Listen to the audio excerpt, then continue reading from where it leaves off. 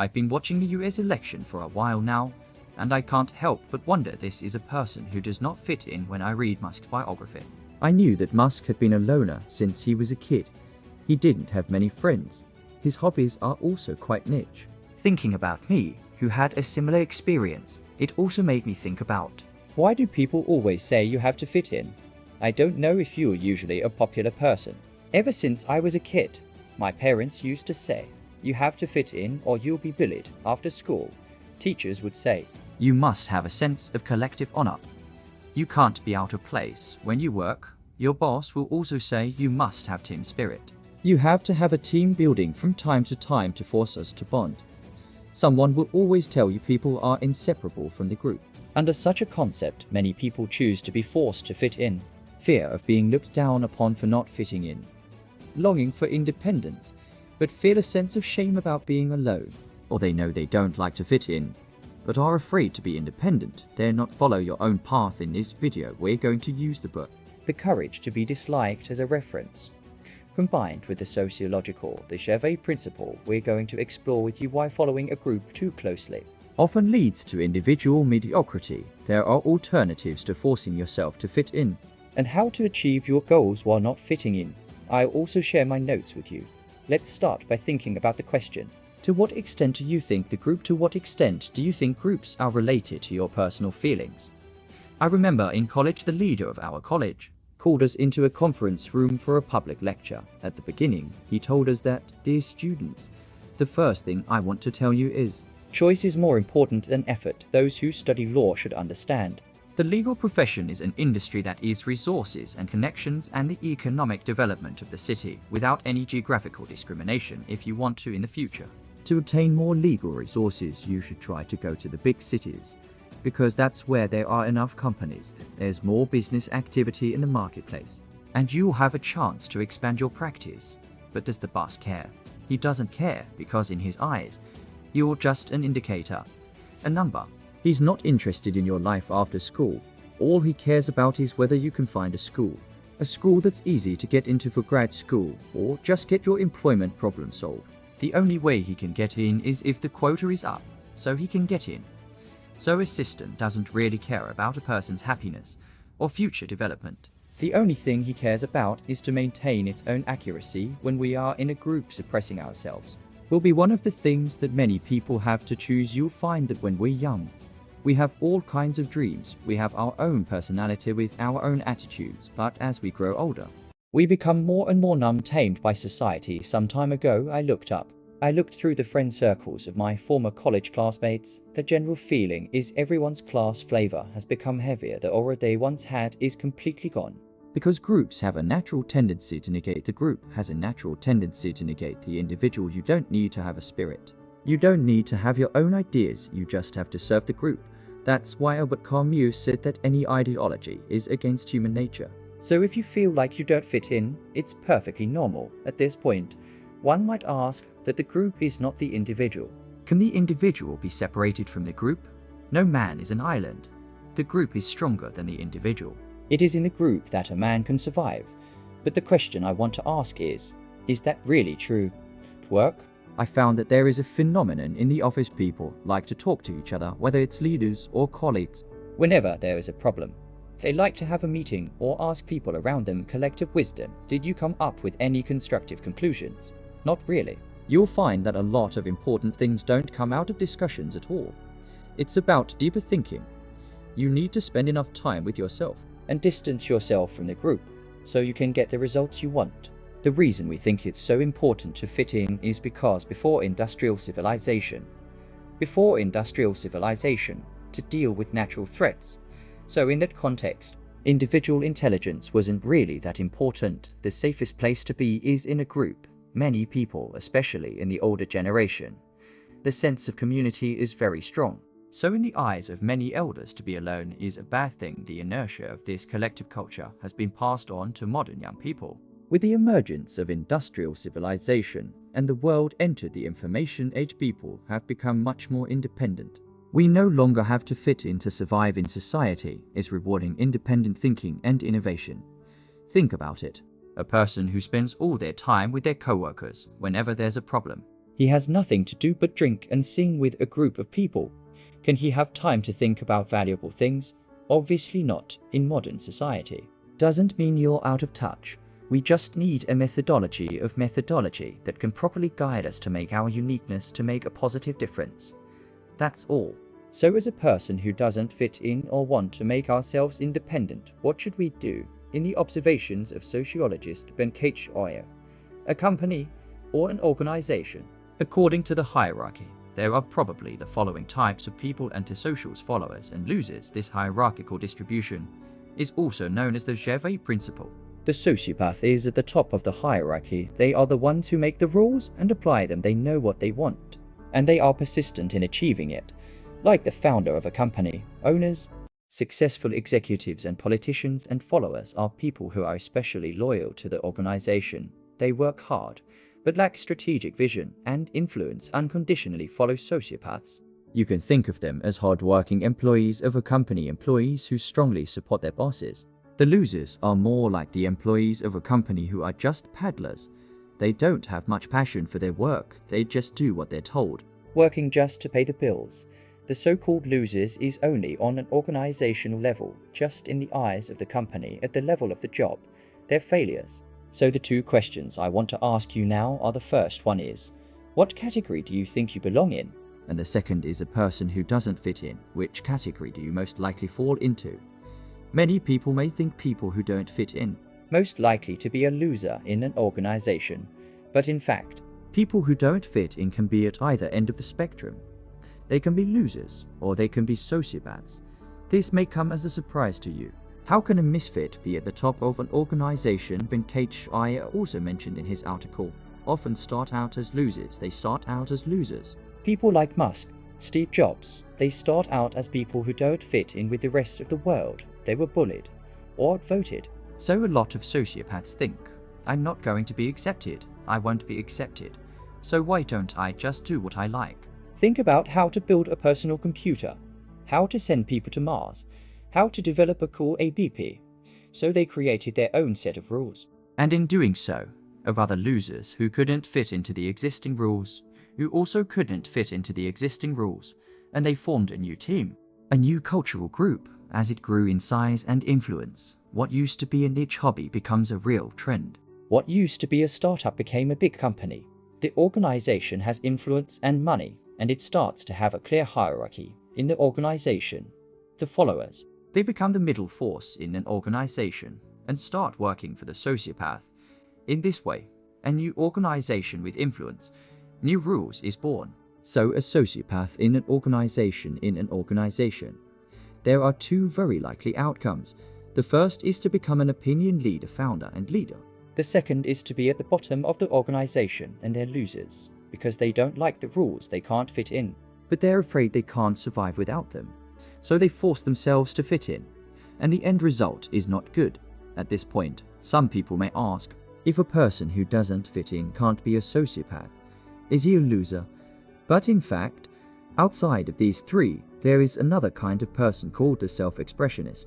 Writers, artists, researchers in a certain field, a researcher in a certain field, craftsmen, etc. They do this by immersing themselves in their favorite things and in their favorite fields.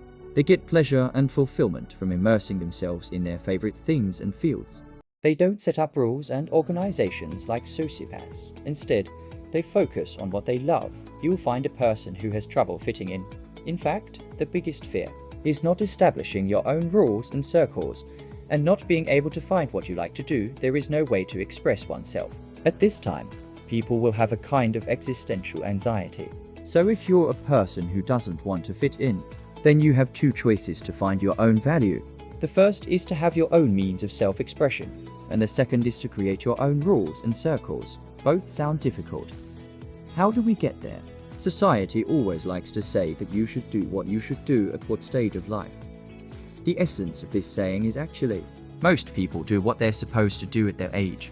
You should do the same thing. I don't agree with this assertion at all, because not everyone's life unfolds as it should. Some people may be late bloomers, some people are more mature. They don't have to do everything at every stage. Students should study hard and study only, don't think about making money, or they're already in their 40s. What's the point of starting a business? That's all there is to life. So many people who are not in tune with the development of the group.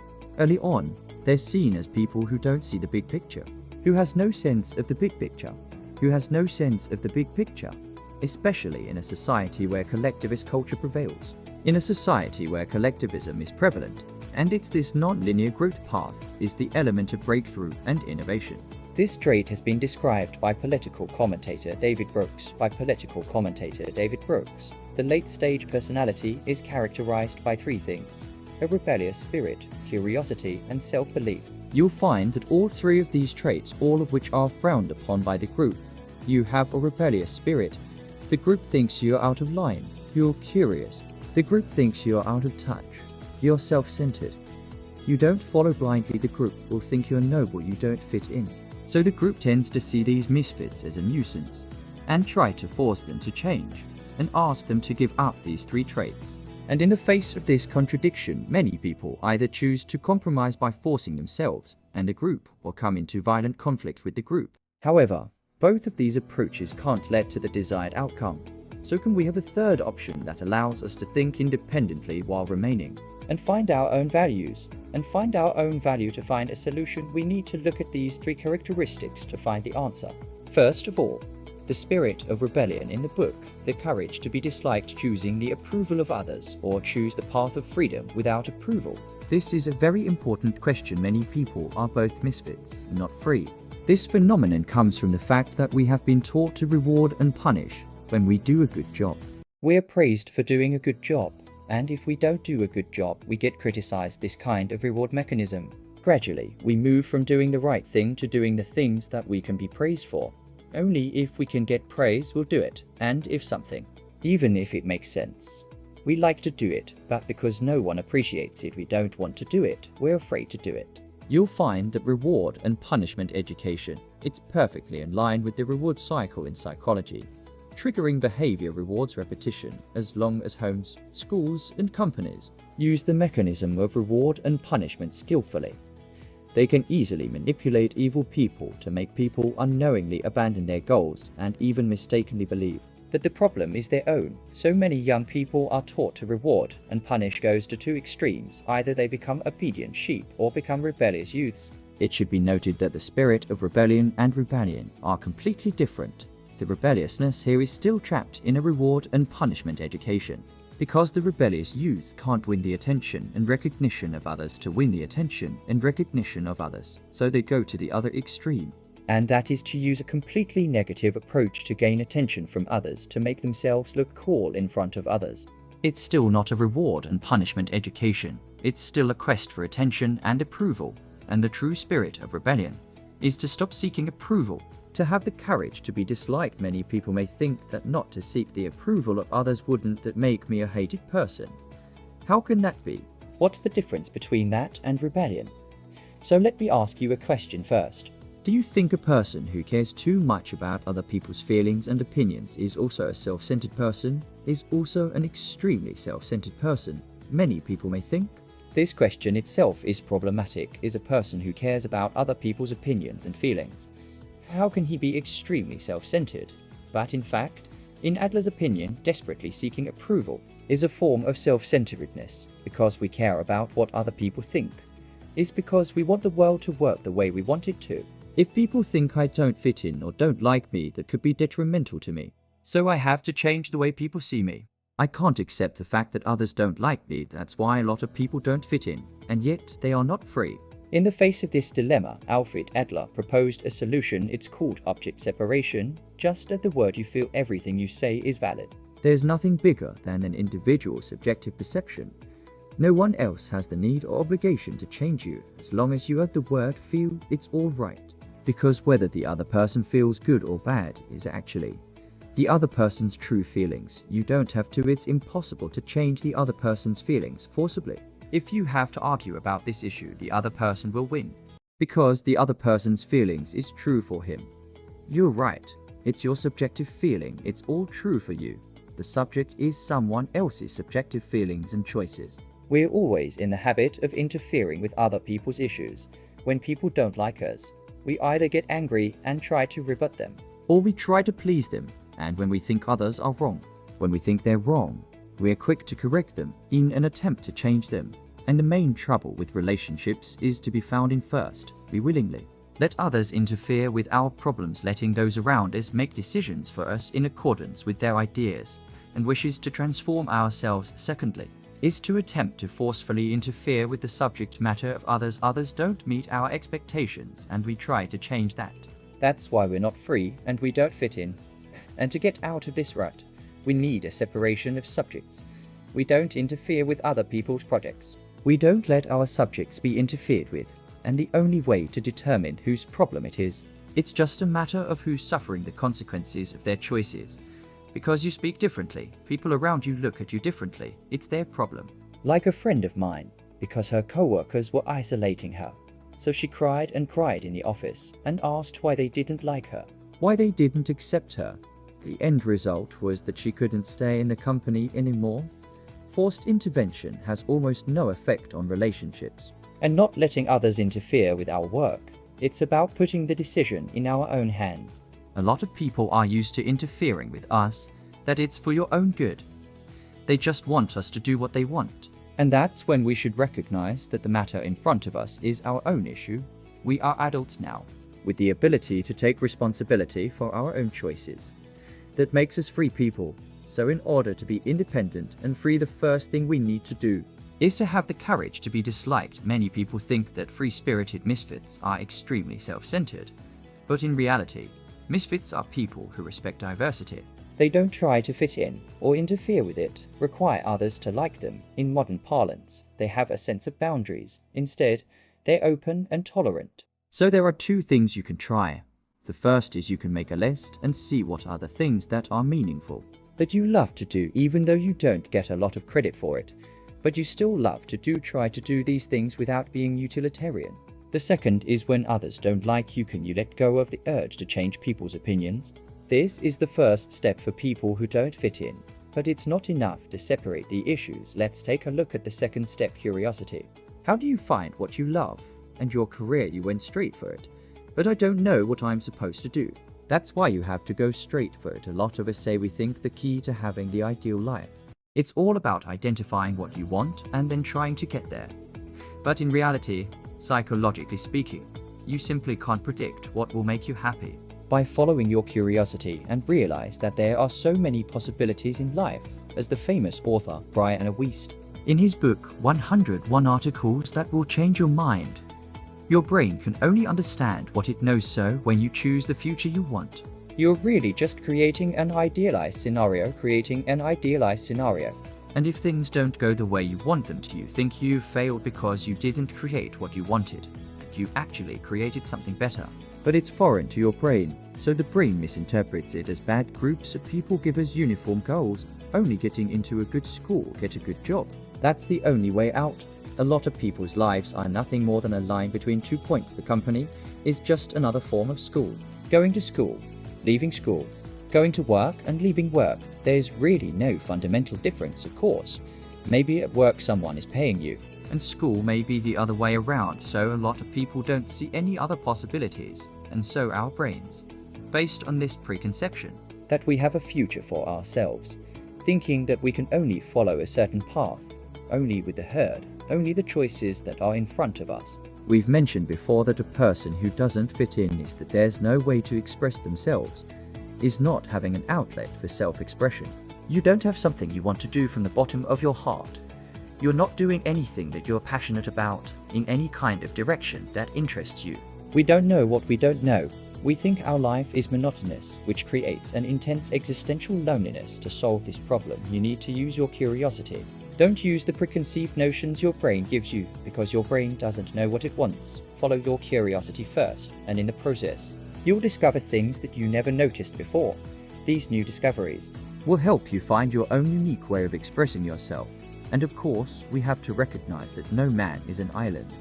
Alfred Adler also said that the ultimate goal of relationships is to build a sense of community, even for people who don't fit in, or people who want to have independence, need to have some sense of belonging. This may sound like a contradiction. Let's talk about the third trait, self-drive. Once a classmate who hadn't seen me for years, one day suddenly contacted me and mentioned that he also wanted to do self-publishing. He wanted me to teach him, but because I was really busy, I had to decline. So he complained to me there was no such circle around him, no one can help and understand him. He felt very lonely now, so I asked him, if you were in such a circle, what can you contribute to this circle? He said, I'm still a beginner, I don't have anything to contribute. I said it's only natural that you won't be able to enter this circle. Misfit usually stems from the fact that in our lives it's hard to find like-minded people, statistically speaking. It's not uncommon to be surrounded by people who share your interests and values. It's statistically speaking. The lack of people with similar interests and values, the problem is how we deal with it. Many people, when they can't find a sense of belonging, when they can't find a place to belong, if they can't be accepted at work or school, they retreat to their dorms and homes. They only socialize with their roommates and family. If even their roommates and family can't understand them, they'll close themselves off completely and become almost a loner. But Alfred Adler believes that we should always seek a larger circle beyond our current living environment. There are countless other circles in the world, especially in the age of the internet. You can reach almost anyone. Expand your circle. There's always someone like you who enjoys reading, crafts, music, technology, philosophy, etc. In addition to having a rebellious spirit and a curious mind, the last thing we should have is self-drive. We should not be passive. We shouldn't react passively to the relationships in our lives. We shouldn't be passive, shrinking back into a smaller circle when we're frustrated. We should always seek to be part of a larger community, and the way to do that, in Alfred Adler's opinion, to contribute. Many people in their childhood and school years, there was a time when we wanted something, there was always someone to help us.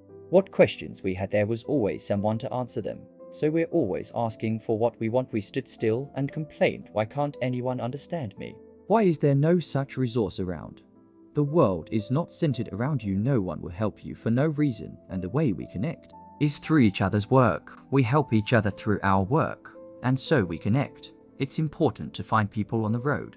It's about finding people on the road, not finding people on the road. Before we are able to help others, we should continue to invest in ourselves. Make ourselves into people who can create value for others. Don't expect someone to fall from the sky to give you a hand, and you'll be able to get out of the status quo only when you can create value.